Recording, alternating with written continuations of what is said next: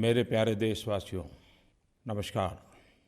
हर मन की बात से पहले देश के हर कोने से, हर आयु वर्ग के लोगों से मन की बात को लेकर के ढेर सारे सुझाव आते हैं।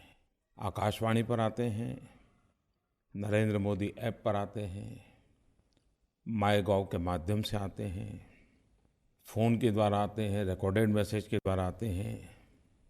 और जब कभी-कभी मैं उसे समय निकाल करके देखता हूँ तो मेरे लिए एक सुखद अनुभव होता है। इतनी विविधताओं से भरी हुई जानकारियाँ मिलती हैं। देश के हर कोने में शक्तियों का अंबार पड़ा है। साधक की तरह समाज में खपे हुए लोगों का अनगिनत योगदान। दूसरी तरफ शायद सरकार की नज़र भी नहीं जाती होगी, ऐसी समस्याओं का भी अंबार नज़र आता है। शायद व्यवस्था भी आदी हो गई होगी, लोग भी आदी हो गए होंगे। और मैंने पाया है कि बच्चों की जिज्ञासाएं, युवाओं की महत्वाकांक्षाएं, बड़ों के अनुभव का निचोड़, भांति-भांति की बातें सामने आती हैं। हर बार जितने इनपुट्स मन की बात के लिए आते हैं, सरकार में उसका डिटेल एनालिसिस होता है। सुझाव किस प्रकार के हैं, शिकायतें क्या हैं, लोगों का अनुभव क्या है। आमतौर पर देखा गया है कि मनुष्य का स्वभाव होता है दूसरे को सलाह देने का। ट्रेन में, बस में जाते और किसी को खांसी आ गई तो तुरंत दूसरा आके कहे ऐसा करो। सलाह देना, सुझाव देना, ये जैसे मानो हमारे यहाँ स्वभाव में है।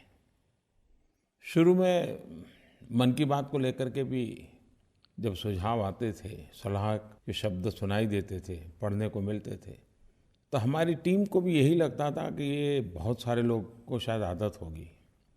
लेकिन हमने ज़रा बारीकी से देखने की कोशिश की तो मैं सचमुच में इतना भाव विभोर हो गया।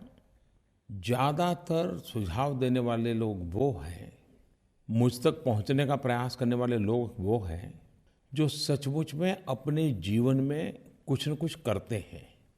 कुछ अच्छा हो उस पर वो अपनी बुद्धि, शक्ति, सामर्थ्य, परिस्थिति के अनुसार प्रयत्नरत है। और ये चीज़ें जब ध्यान में आई तो मुझे लगा कि ये सुझाव सामान्य नहीं है, ये अनुभव के निचोड़ से निकले हुए हैं।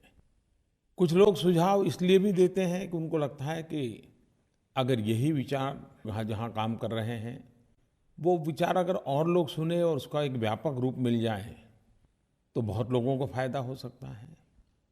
और इसलिए उनकी स्वाभाविक इच्छा रहती है कि मन की बात में अगर इसका जिक्र हो जाए। ये सभी बातें मेरी दृष्टि से अत्यंत सकारात्मक है।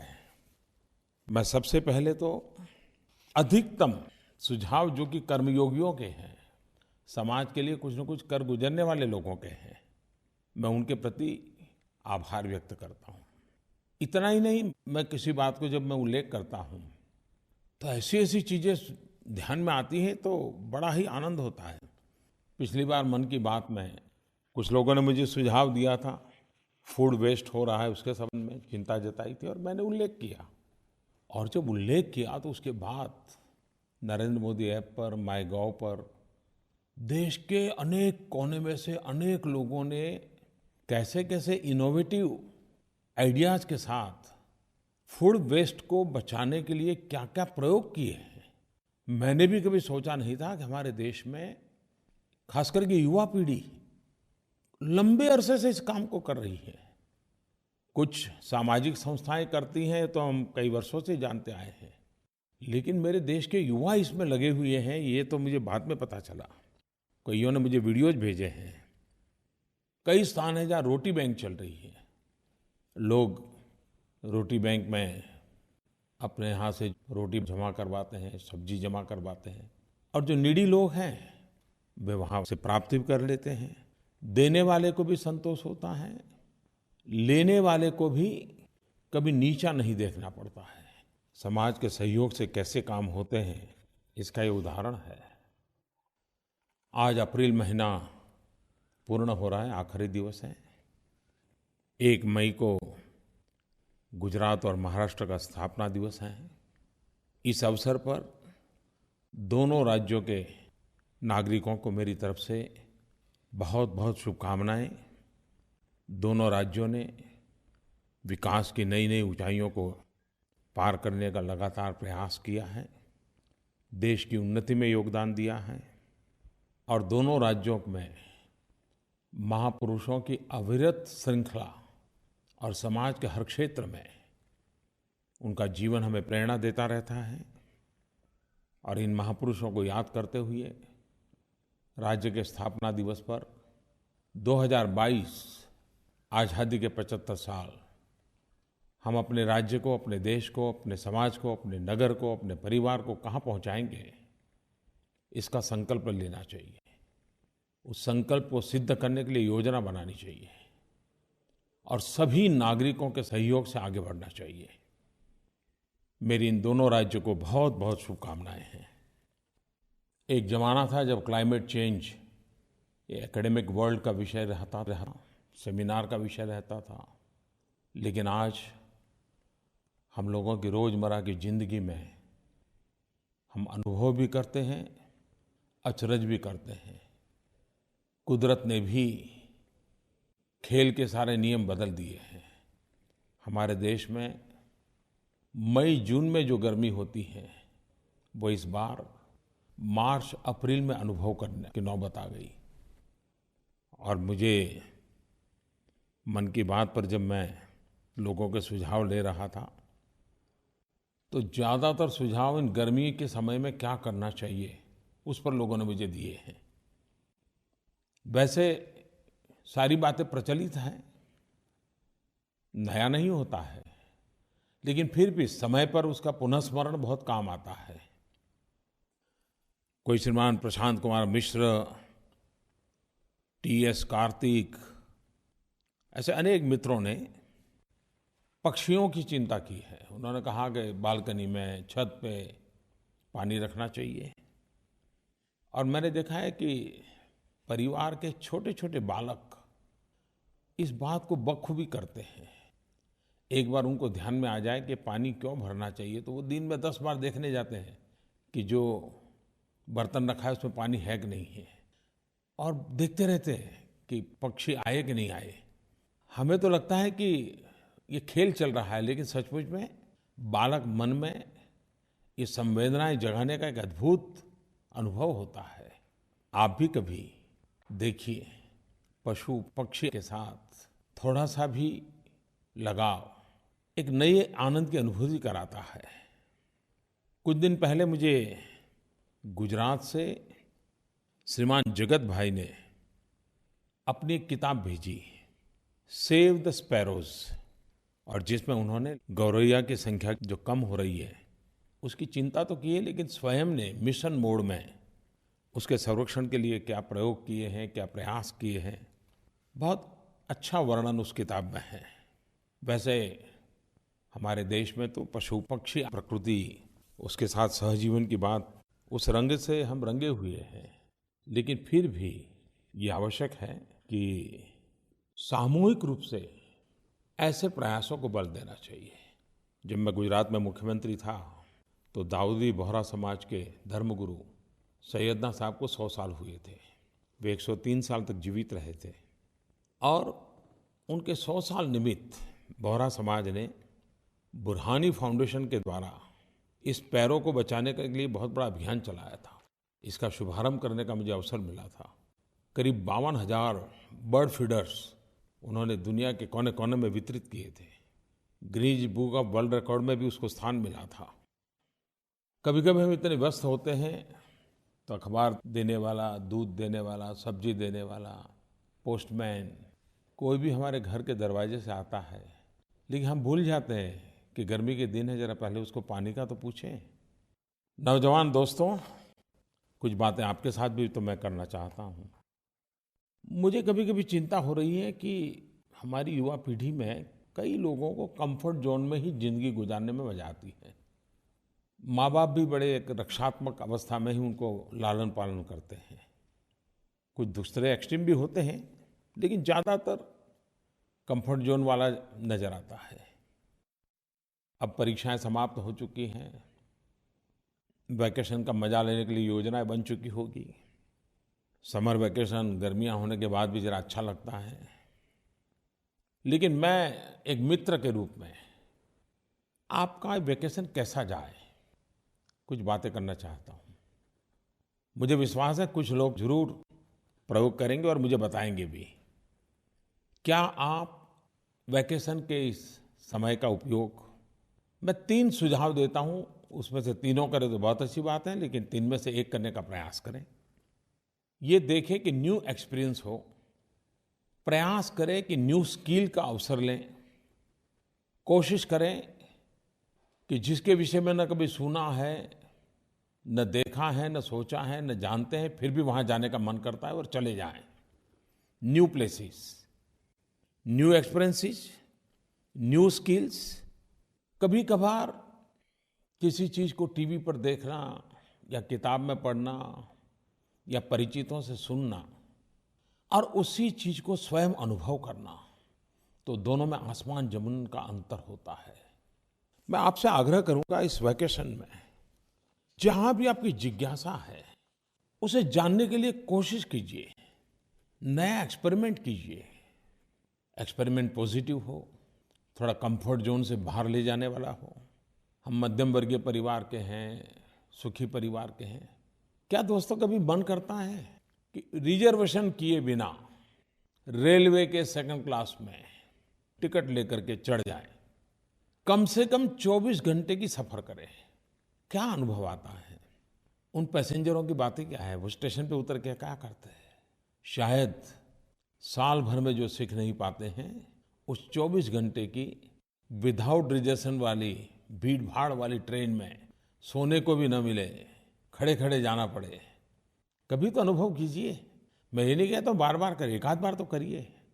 शाम का समय हो, अपना फुटबॉल लेकर के, वॉलीबॉल लेकर के या कोई भी खेलकूद का साधन लेकर के तद्दन गरीब बस्ती में चले जाएं। उन गरीब बालकों के साथ खुद खेलिए। आप देखिए, शायद जिंदगी में खेल का आनंद पहले कभी नहीं मिला होगा, ऐसा आपको मिलेगा। समाज में इस प्रकार की जिंदगी गुजारने वाले बच्चों को जब आपके साथ खेलने का अवसर मिलेगा, आपने सोचा है उनके जीवन में कितना बड़ा बदलाव आएगा? और मैं विश्वास करता हूँ एक बार जाएंगे, बार बार जाने का मन कर जाएगा। ये अनुभव आपको बहुत कुछ सिखाएगा। कई वॉलंटियर ऑर्गेनाइजेशंस सेवा के काम करते रहते हैं। आप तो गूगल गुरु से जुड़े हुए हैं, उस पर ढूंढिए, किसी ऐसे ऑर्गेनाइजेशन के साथ 15 दिन 20 दिन के लिए जुड़ जाइए, चले जाइए, जंगलों में चले जाइए।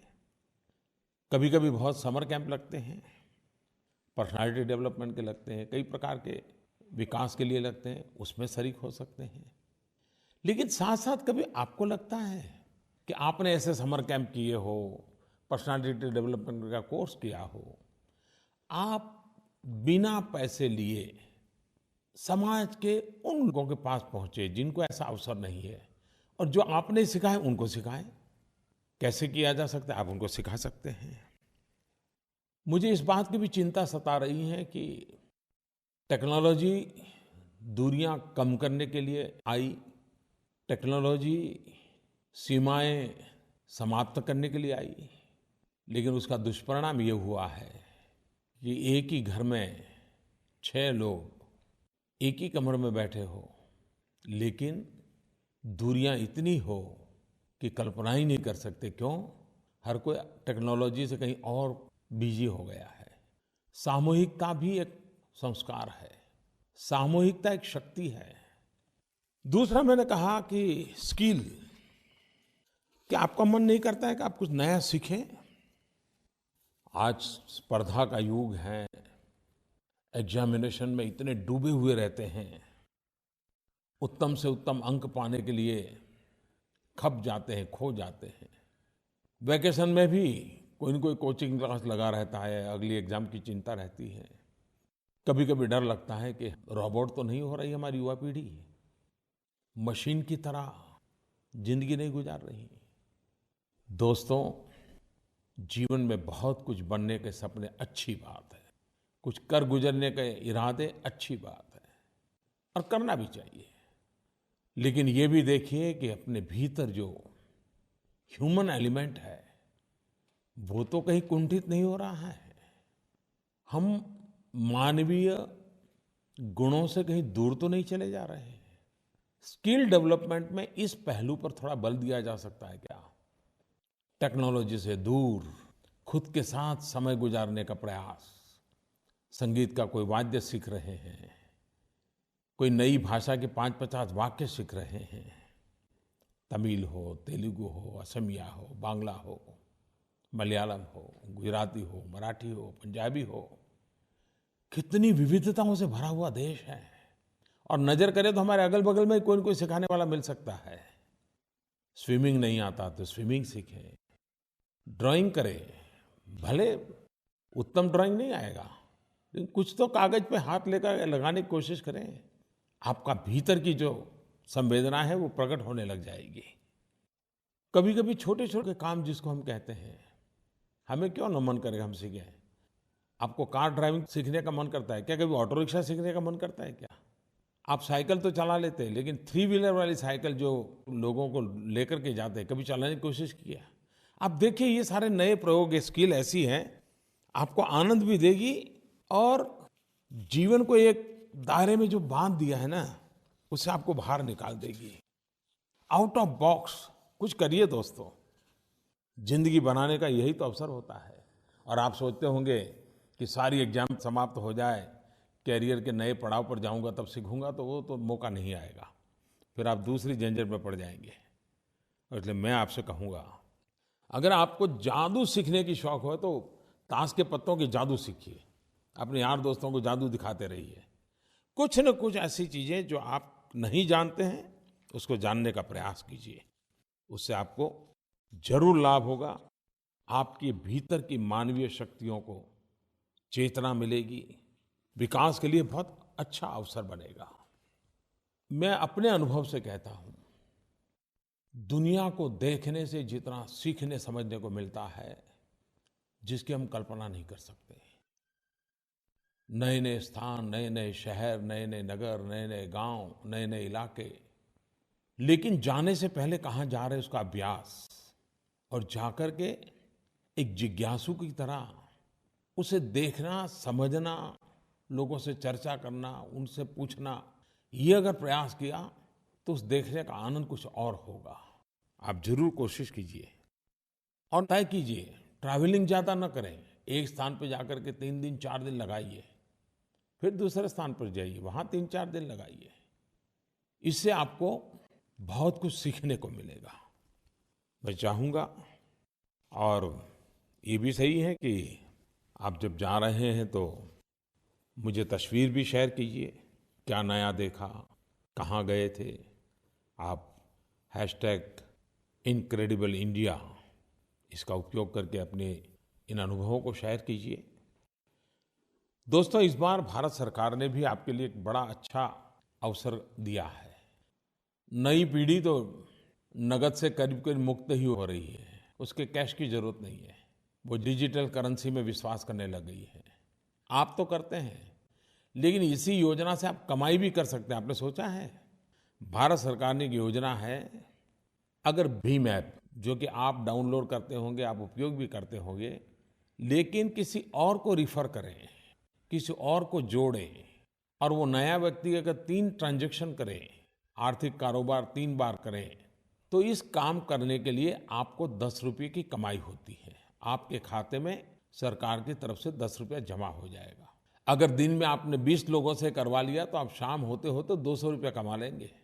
व्यापारियों को भी कमाई हो सकती है, विद्यार्थियों को भी कमाई हो सकती है। और ये योजना 14 अक्टूबर तक है। डिजिटल इंडिया बनाने में आपका योगदान होगा। न्यू इंडिया के आप एक प्रहरी बन जाएंगे।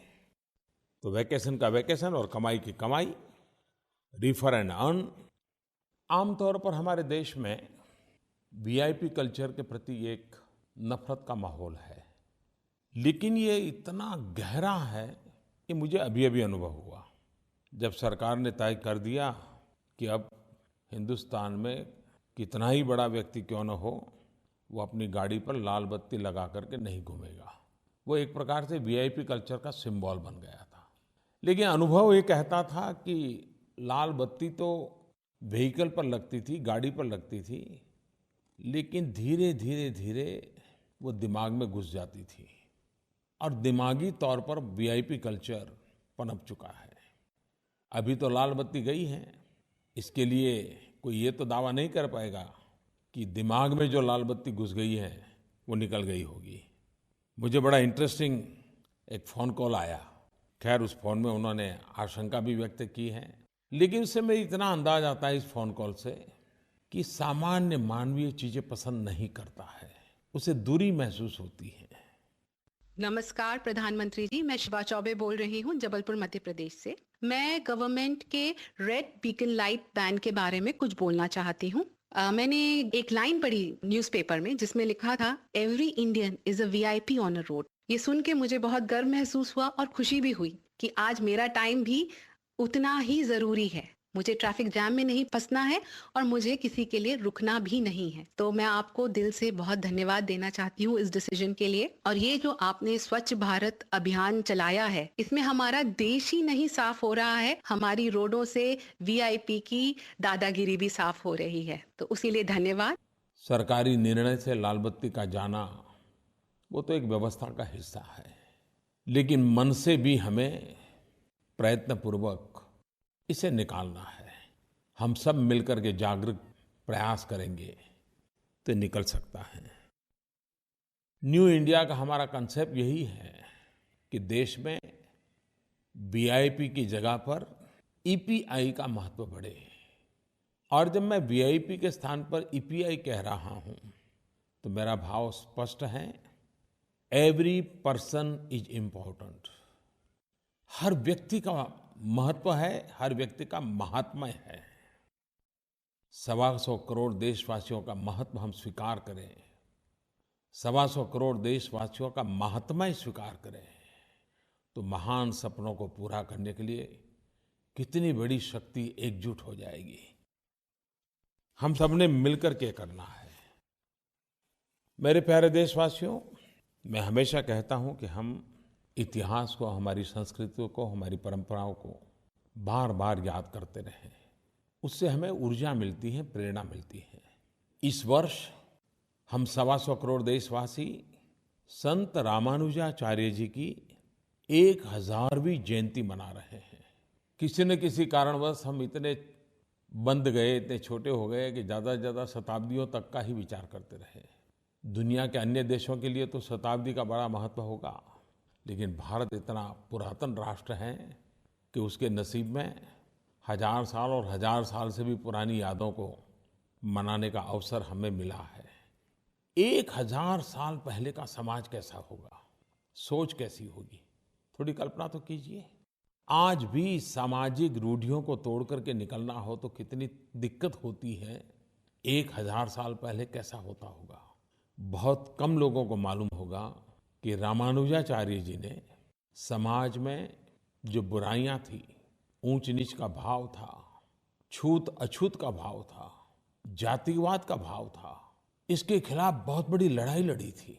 स्वयं ने अपने आचरण द्वारा समाज जिनको अछूत मानता था उनको गले लगाया था। 1000 साल पहले उनके मंदिर प्रवेश के लिए उन्होंने आंदोलन किए थे और सफलतापूर्वक मंदिर प्रवेश करवाए थे। हम कितने भाग्यवान हैं कि हर युग में हमारे समाज की बुराइयों को खत्म करने के लिए हमारे समाज में से ही महापुरुष पैदा हुए हैं। संत रामानुजाचार्य जी के 1000वीं जयंती मना रहे हैं, तब सामाजिक एकता के लिए, संगठन में शक्ति है इस भाव को जगाने के लिए उनसे हम प्रेरणा लें। भारत सरकार भी कल 1 मई को संत रामानुजाचार्य जी की स्मृति में एक स्टैम्प रिलीज करने जा रही है। मैं संत रामानुजाचार्य जी को आदरपूर्वक नमन करता हूँ, श्रद्धा सुमन अर्पित करता हूँ। मेरे प्यारे देशवासियों, कल 1 मई का एक और भी महत्व है। दुनिया के कई भागों में उसे श्रमिक दिवस के रूप में भी मनाया जाता है। और जब श्रमिक दिवस की बात आती है, लेबर की चर्चा होती है, लेबरर्स की चर्चा होती है, तो मुझे बाबा साहब आम्बेडकर की याद आना बहुत स्वाभाविक है। और बहुत कम लोगों को मालूम होगा कि आज श्रमिकों को जो सहूलियतें मिली हैं, जो आदर मिला है, उसके लिए हम बाबा साहब के आभारी हैं। श्रमिकों के कल्याण के लिए बाबा साहब का योगदान अविस्मरणीय है। आज जब मैं बाबा साहब की बात करता हूँ, संत रामानुजाचार्य जी की बात करता हूँ, तो 12वीं सदी के कर्नाटक के महान संत और सामाजिक सुधारक जगतगुरु बसवेश्वर जी की भी याद आती है। कल ही मुझे एक समारोह में जाने का अवसर मिला। उनके वचनामृत के संग्रह को लोकार्पण का वो अवसर था। 12वीं शताब्दी में कन्नड़ भाषा में उन्होंने श्रम, श्रमिक, उस पर गहन विचार रखे हैं। कन्नड़ भाषा में उन्होंने कहा था, काय कवे कैलास। उसका अर्थ होता है, आप अपने परिश्रम से ही भगवान शिव के घर कैलाश की प्राप्ति कर सकते हैं। यानी कि कर्म करने से ही स्वर्ग की प्राप्ति होती है। दूसरे शब्दों में कहें तो श्रम ही शिव है। मैं बार बार श्रमेव जयते की बात करता हूँ, डिग्निटी ऑफ लेबर की बात करता हूँ। मुझे बराबर याद है, भारतीय मजदूर संघ के जनक और चिंतक, जिन्होंने श्रमिकों के लिए बहुत चिंतन किया, ऐसे श्रीमान दत्तोपंत जी ठेंगड़ी कहा करते थे, एक तरफ माओवाद से प्रेरित के विचार थी कि दुनिया के मजदूर एक हो जाओ, और दत्तोपंत ठेंगड़ी कहते थे, मजदूरों आओ दुनिया को एक करें। एक तरफ कहा जाता था, workers of the world unite. भारतीय चिंतन से निकली हुई विचारधारा को लेकर के दत्तोपंत ठेंगड़ी कहा करते थे, वर्कर्स यूनाइट द वर्ल्ड। आज जब श्रमिकों की बात करता हूं तो दत्तोपंत ठेंगड़ी जी को याद करना बहुत स्वाभाविक है। मेरे प्यारे देशवासियों, कुछ दिन के बाद हम बुद्ध पूर्णिमा मनाएंगे। विश्व भर में भगवान बुद्ध से जुड़े हुए लोग उत्सव मनाते हैं। विश्व आज जिन समस्याओं से गुजर रहा है, हिंसा, युद्ध, विनाश लीला, शस्त्रों की स्पर्धा, जब ये वातावरण देखते हैं तो तब बुद्ध के विचार बहुत ही रिलेवेंट लगते हैं। और भारत में तो अशोक का जीवन युद्ध से बुद्ध की यात्रा का उत्तम प्रतीक है। मेरा सौभाग्य है कि बुद्ध पूर्णिमा के इस महान पर्व पर यूनाइटेड नेशंस के द्वारा वैसाख डे मनाया जाता है। इस वर्ष ये श्रीलंका में हो रहा है। इस पवित्र पर्व पर मुझे श्रीलंका में भगवान बुद्ध को श्रद्धा सुमन अर्पित करने का एक अवसर मिलेगा, उनकी यादों को ताज़ा करने का अवसर मिलेगा। मेरे प्यारे देशवासियों, भारत ने हमेशा सबका साथ सबका विकास इसी मंत्र को लेकर के आगे बढ़ने का प्रयास किया है। और जब हम सबका साथ सबका विकास कहते हैं तो वो सिर्फ भारत के अंदर ही नहीं, वैश्विक परिवेश में भी है, और ख़ास करके हमारे अड़ोस पड़ोस देशों के लिए भी है। हमारे अड़ोस पड़ोस के देशों का साथ भी हो, हमारे अड़ोस पड़ोस के देशों का विकास भी हो। अनेक प्रकल्प चलते हैं। 5 मई को भारत दक्षिण एशिया सैटेलाइट लॉन्च करेगा। इस सैटेलाइट की क्षमता तथा इससे जुड़ी सुविधाएं दक्षिण एशिया के आर्थिक तथा डेवलपमेंटल प्राथमिकताओं को पूरा करने में काफ़ी मदद करेगी। चाहे नेचुरल रिसोर्सेज मैपिंग की बात हो, टेलीमेडिसिन की बात हो, एजुकेशन का क्षेत्र हो, या अधिक गहरी आईटी कनेक्टिविटी हो, पीपल टू पीपल संपर्क का प्रयास हो, साउथ एशिया का ये उपग्रह हमारे पूरे क्षेत्र को आगे बढ़ने में पूरा सहायक होगा। पूरे दक्षिण एशिया के साथ सहयोग बढ़ाने के लिए भारत का एक महत्वपूर्ण कदम है, अनमोल नजराना है। दक्षिण एशिया के प्रति हमारी प्रतिबद्धता का यह एक उपयुक्त उदाहरण है। दक्षिण एशियाई देशों जो कि साउथ एशिया सैटेलाइट से जुड़े हैं, मैं उन सब का इस महत्वपूर्ण प्रयास के लिए स्वागत करता हूँ, शुभकामनाएं देता हूँ। मेरे प्यारे देशवासियों, गर्मी बहुत है, अपनों को भी संभालिए, अपने को भी संभालिए। बहुत बहुत शुभकामनाएं। धन्यवाद।